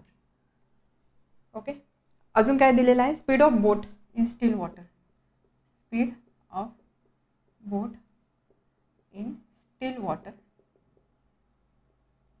Is 12 kilometre per hour. बोटचा स्पीड दिलेला आहे. आपण इथे बघितलं, आपण बोटचा स्पीड वॉटरच्या स्पीडपेक्षा जास्त कन्सिडर करतो, त्यामुळे इथे आपण असं लिहू शकतो, बोटचा स्पीड वॉटरच्या स्पीडपेक्षा ग्रेटर आहे, so 12 is greater than x. ठीक आहे, याचा यूज आपण केला. इथपर्यंत समजलं. त्यानंतर अजून काय दिलेलं आहे, Prateek takes 8 hours to travel 36 kilometre downstream and returns to the same spot. Time taken to travel 36 kilometre downstream plus return to same spot, म्हणजे तो परत त्याच ठिकाणी येतोय, याचा अर्थ काय, 36 किलोमीटर अपस्ट्रीम डिस्टन्स तो ट्रॅव्हल करतोय.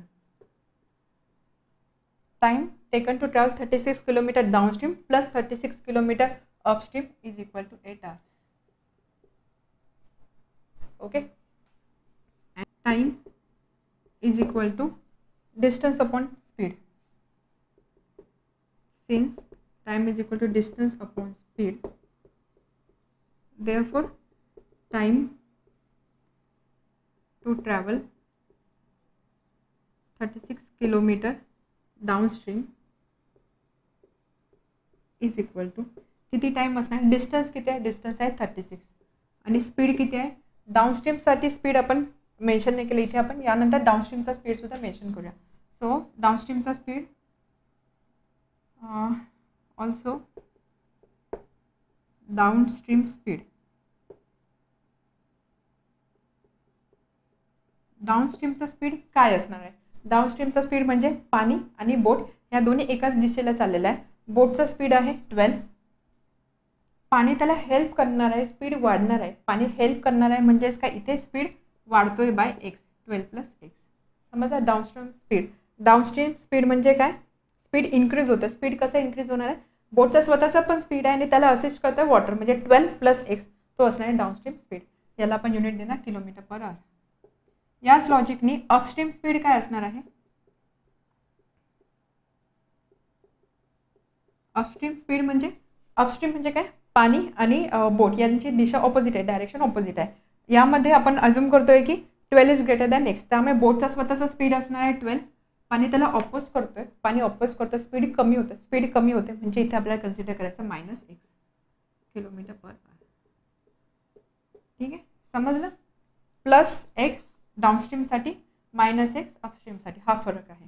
ओके, त्यामुळे time to travel 36 kilometre downstream is equal to distance upon speed, डाउनस्ट्रीमचा स्पीड किती, 12 प्लस एक्स.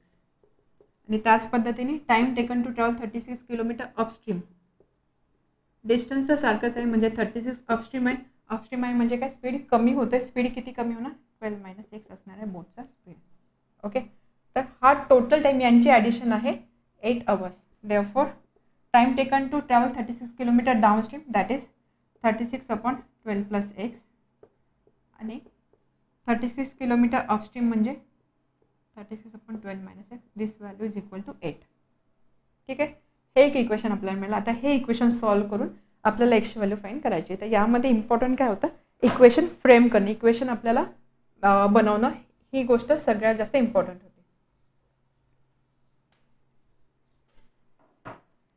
हे इक्वेशन आपण कसं सॉल्व्ह करणार, जर तुम्ही इथे बघितलं लेफ्ट हँड साईडला 36 आहे, दोन्ही ठिकाणी न्यूमरेटरला 36 आपण कॉमन घेऊ शकतो, 1/12 plus x plus 1/12 - x is equal to 8. Okay, therefore 36 bracket आपण सॉल्व करणार, 12 - x into 1 12 - x plus 12 plus x into 1 12 plus x upon 12 plus x multiplied by 12 - x and this value is equal to 8. Okay, therefore -x plus x cancel, 36 into 12 plus 12 24 upon, इथे जर तुम्ही बघितलं हे कोणत्या फॉर्ममध्ये आहे, हे दोन्ही ब्रॅकेट आहे a plus b into a minus b formula आहे. a plus b into a minus b is equal to a square minus b square. Same term add झाला, सेम टर्म सबट्रॅक्ट झाला. त्यामुळे इथे आपण लिहिणार a square minus b square 12 square minus x square and this value is equal to 8. Therefore 36 into 24 is equal to 8 upon 144 minus x square. Okay, इथे सुद्धा आपण simplify करू शकतो न्यूमरेटर. ठीक आहे. Therefore 36 into 3 upon 144 minus x square is equal to 1. Okay, and hence 36 into 3 108 is equal to 144 minus x square. He term आपण याच्याशी multiply केली. 144 minus x square is equal to 36 into 3, that is 108. Therefore x square is equal to 144 minus 108. Therefore x square किती असणार, 144 minus 108 म्हणजे ही value असणार 36. Okay. Therefore x is equal to 36, x square is equal to 36, x आपण square route घेतो, so x ची value असणार plus minus 6.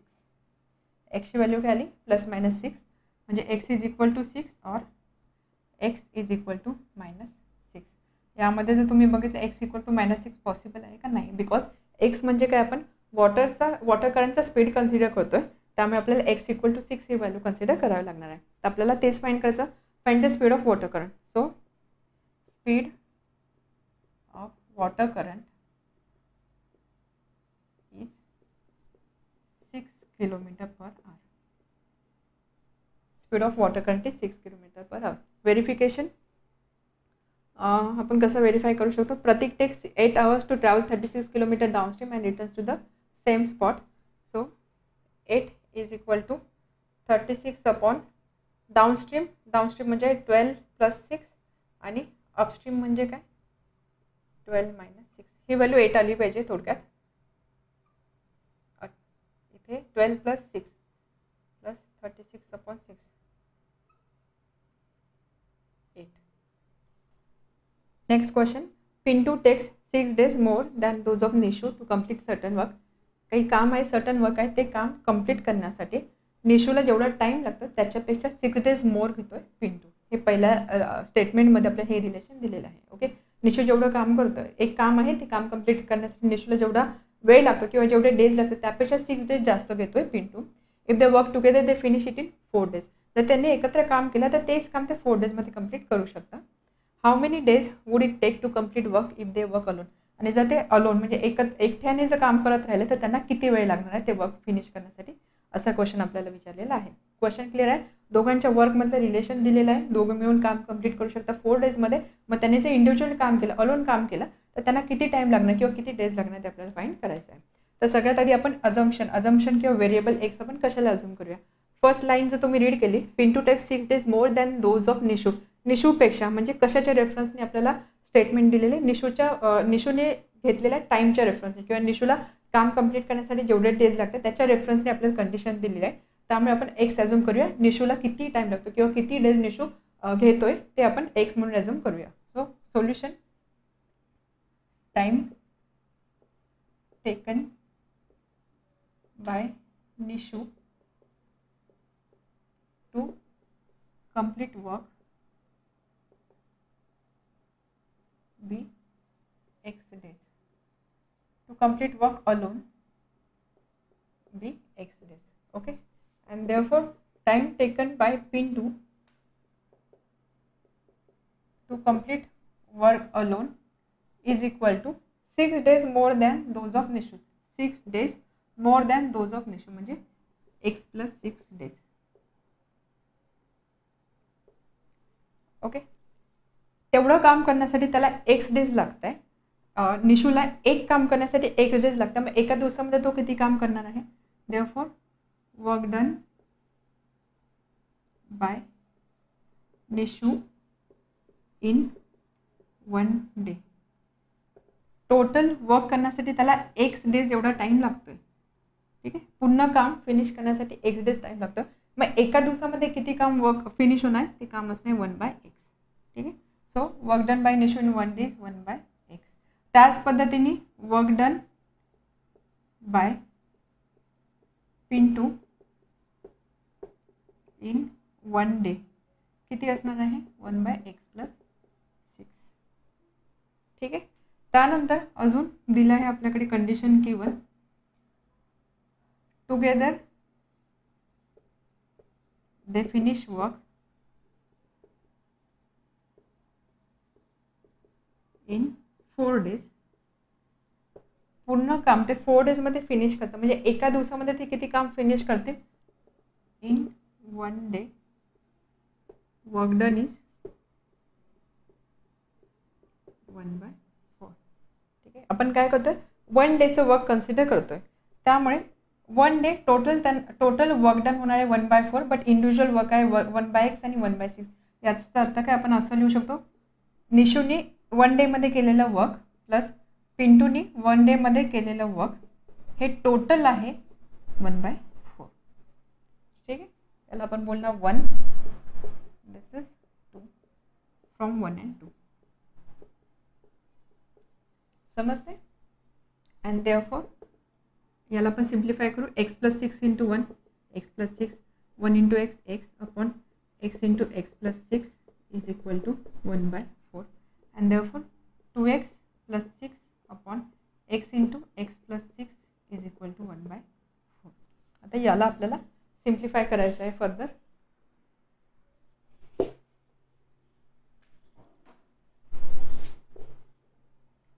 Therefore 2x + 6 × 4 8x + 24 is equal to 1 × x × x + 6 x × x + 6.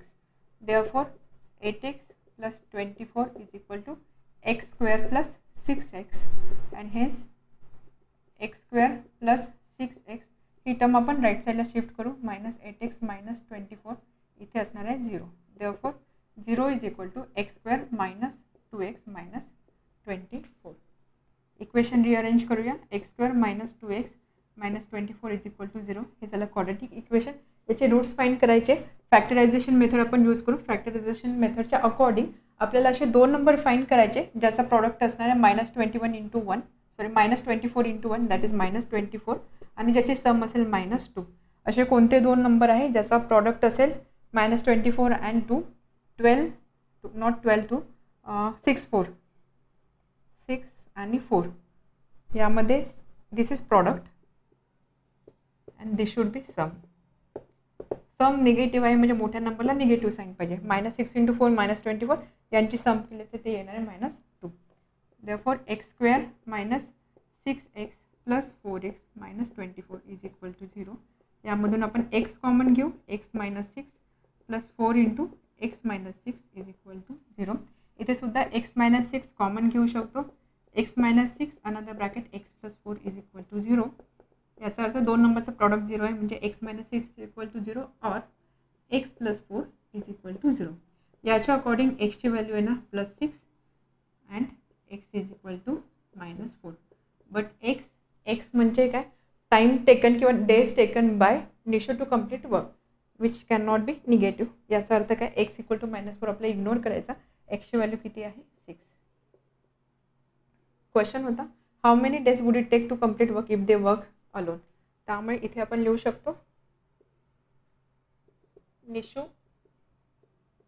Text x that is equal to 6 days to complete work if he works alone, and Pintu takes, पिंटूसाठी condition काय, Pintu निशूपेक्षा 6 days मोर घेतोय, त्यामुळे पिंटू घेणार 6 + 6 that is 12 days to complete work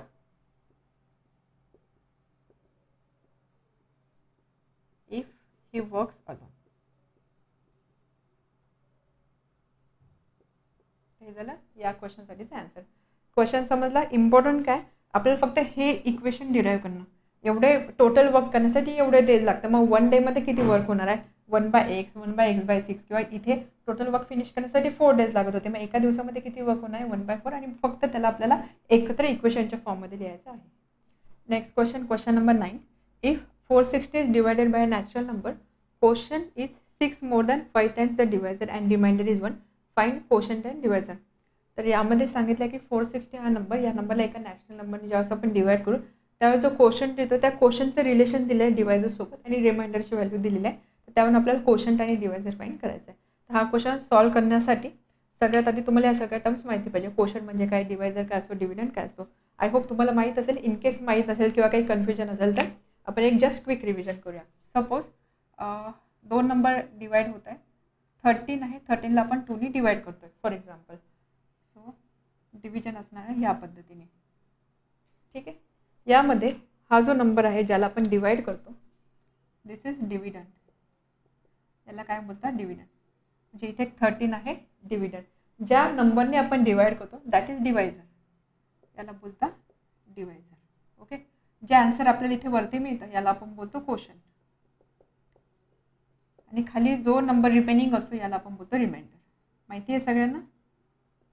ठीक आहे. Quotient, dividend, divisor and remainder. त्यानंतर 13 आहे. 13ला मी असं लिहू शकते 13 is equal to 2 into 6 12 12 plus 1. Okay. याचाच अर्थ काय, 13 म्हणजे काय, dividend. Dividend is equal to 2 into 6 divisor into quotient.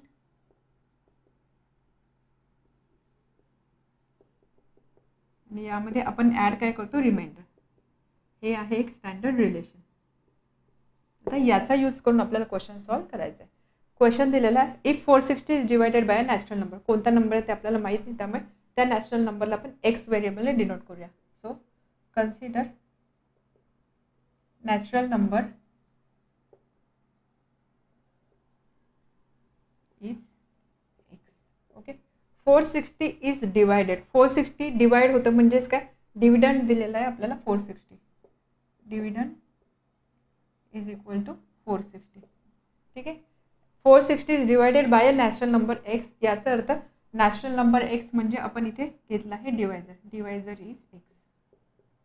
ज्याला डिवाइड करतो, ज्या नंबरला डिवाइड करतोय तो असतो डिव्हिडंड. ज्याने डिवाइड करतो तो असतो डिवायझर. ह्या नॅचरल नंबरने डिवाइड करतो त्यामुळे डिवायझर आहे एक्स. आणि 460ला डिवाइड करतो म्हणून 460 असणार dividend. Okay. If 460 is divided by natural number quotient is 6 more than 5 times divisor. तर दिलेलं काय आहे, कोशंट म्हणजे जे आन्सर आपल्याला मिळतं आहे this quotient is 6 more than 5 times divisor. Divisor आहे एक्स. ठीक आहे. समजलं. कोशंटची व्हॅल्यू आपल्याला मिळेल 6 + 5x that is equal to 6 + 5x. हा मिळाला कोशंट. आणि त्यानंतर रिमाइंडर दिलेला आहे. रिमाइंडरचा नंबर दिलेला आहे दॅट रिमाइंडर इज 1. आपल्याला फाईंड करायचं कोशंट अँड डिवायझर. तर आपल्याला बेसिकली हे रिलेशन इथे यूज करून याच्यामध्ये आपल्याला काही रिलेशन लावायचं आहे, त्यावरून आपल्याला एक्सची व्हॅल्यू फाईंड करायची आहे. सो सिन्स हे रिलेशन आपण इथे लिहूया. Dividend is equal to divisor into quotient plus remainder. and therefore dividend आहे 460 is equal to divisor आहे x into quotient आहे हा नंबर x into 6 + 5x आणि यामध्ये रिमाइंडर आहे 1. ठीक आहे. परत एकदा बघूया. Dividend is equal to divisor into quotient plus remainder. So 460 is equal to x into 6 + 5x म्हणजे 6x plus 5x² plus 1 and therefore 460 आपण त्या साईडला शिफ्ट करू. 0 is equal to 5x² plus 6x plus 1 minus 460. therefore 0 is equal to 5x² plus 6x minus 459. Okay. therefore 5x² plus 6x minus 459 is equal to 0. हे quadratic equation solve करण्यासाठी आपण factorisation method use करू. कारण आपण formula मेथडचा जरी विचार केला इथे -459 आहे, ज्यावेळेस आपण b² - 4ac कॅल्क्युलेट करू ती सुद्धा एक मोठा नंबर असणार आहे. परत त्याचा स्क्वेअर रूट घ्यायचा. सो बेटर आपण फॅक्टरायझेशन मेथडचा यूज करून बघूया की आपल्याला याच्याने इझिली रूट्स मिळतात का. तर आपल्याला फॅक्टरायझेशन मेथडच्या अकॉर्डिंग असे 2 नंबर पाहिजे ज्याचा प्रॉडक्ट असणार आहे -459 × 5 -459 × 5 आणि त्याच नंबर्सची सम पाहिजे आपल्याला 6. आता हे बघता क्षणी तर आपल्याला लगेच नंबर काही सुचणार नाही, त्यामुळे काय करायचं, हा जो नंबर आहे प्रॉडक्ट, तर ह्या नंबरला अजून थोडं फॅक्टराइज करून बघायचं आणि त्यानंतर त्या नंबरचे आपल्याला कॉम्बिनेशन घ्यायचे आणि असे 2 नंबर फाइंड करायचे की ज्याची सम येणार आहे 6. ओके, कसं आपण करणार? -459 × 5. तर -459ला आपण फर्दर फॅक्टराइज करू शकतो. आपण याला डिवाइड करूया 3ने डिवाइड करू. सो 3 × -3, 3 पेक्षा 9ने आपण करूया. So -9 × 51 × 5. Okay, so that is equal to -9 × 3 × 17 × 5. आपल्याला पाहिजे 6 सम पाहिजे आहे. सो ठीक आहे, हे पण करण्याची गरज नाही आहे, नंबर आपल्याला इथेच मिळाला आहे. 9 × 5 45, 45 × 51. प्रॉडक्ट हा नंबर असणार, कारण आपण याचंच फर्दर सिम्प्लिफिकेशन किंवा फर्दर फॅक्टरायझेशन केलं आहे, त्यामुळे प्रॉडक्ट तर तोच असणार आहे. सम 6 इथे येऊ शकते, कारण 45 आणि 51 आहे. जर मी इथे साईन असे घेतले 51 आणि -45, हे 2 नंबरचा प्रॉडक्ट येईल हा, आणि त्यानंतर यांची सम येणार आहे 6, पॉझिटिव्ह 6. त्यामुळे 2 नंबर कोणते आहे? 51 आणि -45. ठीक आहे, तर इथे आपण लिहिणार therefore 5x² + 51x -45x -459 is equal to 0. समजलं ना? रूट्स कसे फाइंड केले? इथे प्रॉडक्ट फाइंड करण्याची गरज नाही, तर जनरली आपण असं करतो की ठीक आहे, हा प्रॉडक्ट आहे, मग तो नंबर फाइंड करणार, मग त्याचं फॅक्टरायझेशन करणार. इव्हेंच्युअली आपल्याला फॅक्टरायझेशन करायचं आहे, त्यामुळे हा नंबर असाच घ्यायचा आणि याला फर्दर फॅक्टराइज करण्याचा प्रयत्न करायचा, आणि त्यामध्ये नंबरचं कॉम्बिनेशन चेक करायचं. जसं इथे 9 × 5 45, 45 51 याच्यामधला डिफरन्स येतो 6. मग मी ते नंबर्स लिहिले, फक्त साईन इथे ॲडजस्ट केलेले आहे. तर इथे जर तुम्ही बघितलं, इथून आपण कॉमन घेऊ शकतो x इनसाइड ब्रॅकेट 5x + 51. त्याच पद्धतीने इथे आपण कॉमन घेणार 45 आहे आणि 459 आहे, त्यामुळे आपण इथे घेणार 15, नॉट 15, 9 घेणार कॉमन आपण. 5x + 51 is equal to 0. ठीक आहे, आणि यामध्ये सुद्धा 5x + 51, 5x + 51 कॉमन येणार आहे, त्यामुळे 5x + 51 ही ब्रॅकेट आपण कॉमन घेणार, आणि दुसऱ्या ब्रॅकेटमध्ये x - 9 is equal to 0. Therefore 2 नंबरचं प्रॉडक्ट 0 आहे, एक नंबर 0 असेल at least. So x - 9 is equal to 0 और 5x + 51 is equal to 0. Therefore x is equal to 9 ही एक व्हॅल्यू मिळणार, और x is equal to 5x + 51 equal to 0. 51 त्या साईडला शिफ्ट केला, -51. 5x आहे, त्यामुळे इथे डिवाइड आपण करणार 5ने. So x equal to -51/5. x natural number आपण कन्सिडर करतोय, x कॅन नॉट बी -51/5. याचा अर्थ काय? x is equal to 9. आपल्याला फाइंड करायचं आहे कोशंट अँड डिवायझर. तर आपल्याला डिवायझर इथे मिळालं आहे, डिवायझर इज 9. त्यानंतर कोशंट काय असणार आहे? Quotient is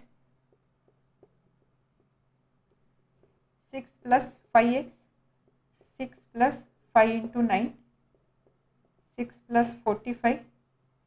so that is equal to 51. Quotient आला 51. ठीक आहे, व्हेरीफाय करायचं, व्हेरिफिकेशनची गरज आहे. 460 is divided by natural number. म्हणजे बघा 460 ज्यावेळेस नॅचरल नंबर म्हणजे एक्सने डिवाइड केला, एक्स म्हणजे 9.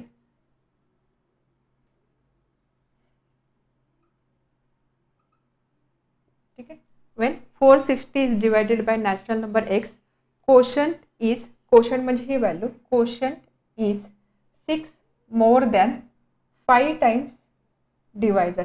6 more than 5 times divisor. 6 + 45 ही सम येते 51. ठीक आहे, and then remainder is 1. Remainder सुद्धा 1 आलेला आहे, म्हणजे आपण फाइंड केलेला आन्सर करेक्ट आहे. Last question number 10. In the adjoining figure ABCD is a trapezium. एक ट्रॅपेझियम दाखवलं आहे ABCD. AB parallel to CD. ट्रॅपेझियमच्या पॅरलल साईड दिल्या आहे AB आणि CD, या दोन साईड पॅरलल आहे.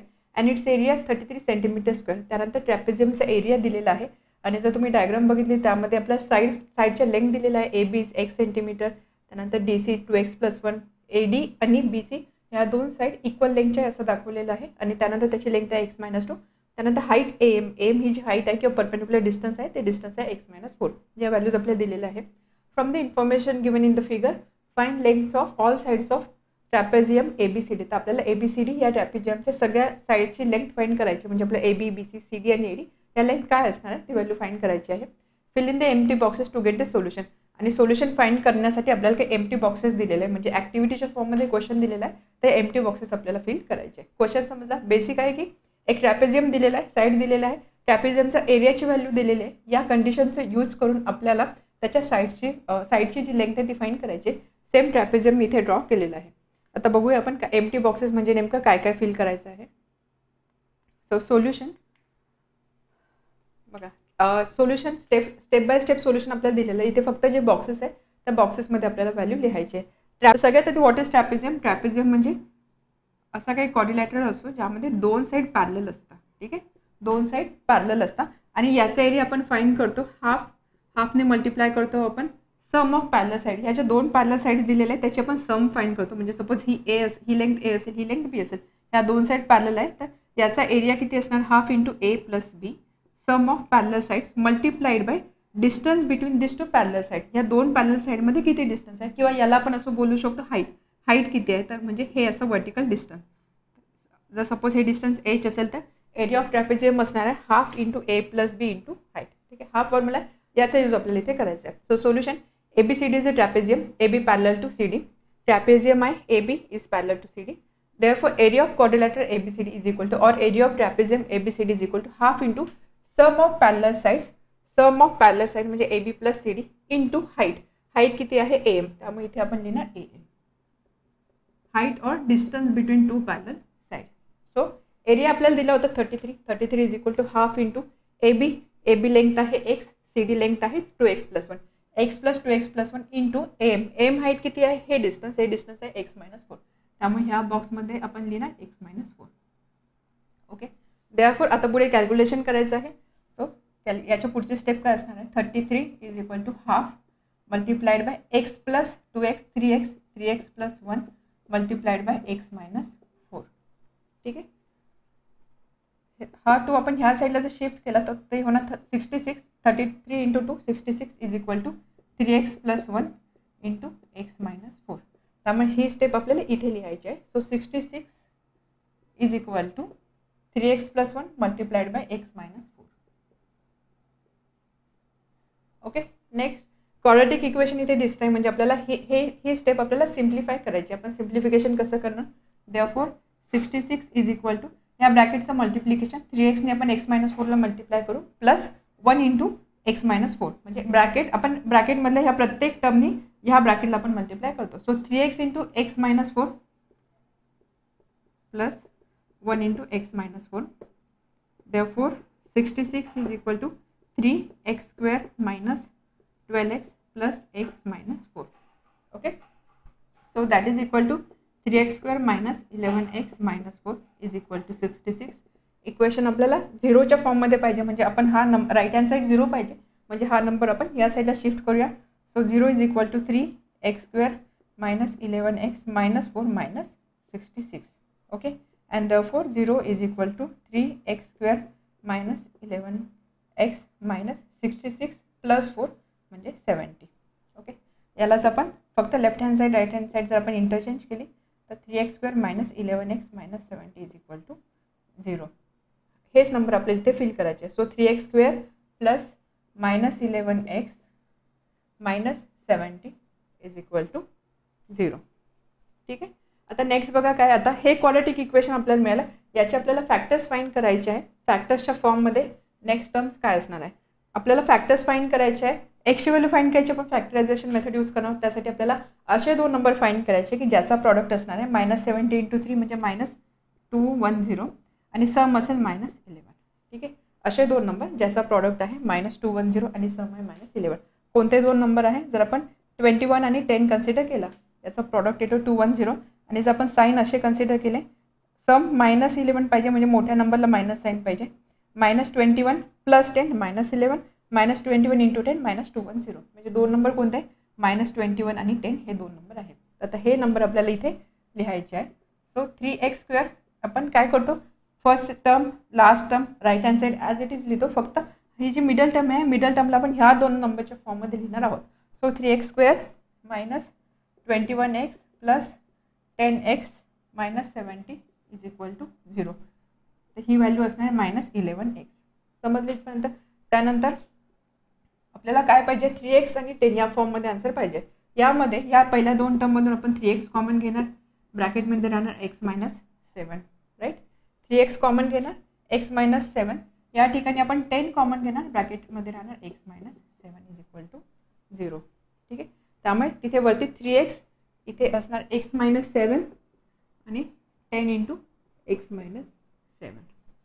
यामधून आपण x मायनस 7 कॉमन काढूया.